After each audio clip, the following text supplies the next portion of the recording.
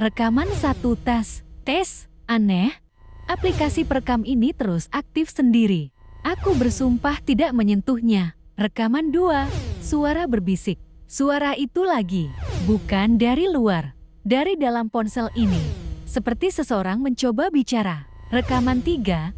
Suara cemas, aku melihatnya di pantulan layar. Saat layarnya mati, ada wajah lain di belakangku. Itu bukan aku. Rekaman 4. Suara panik dan terengah-engah, dia di sini.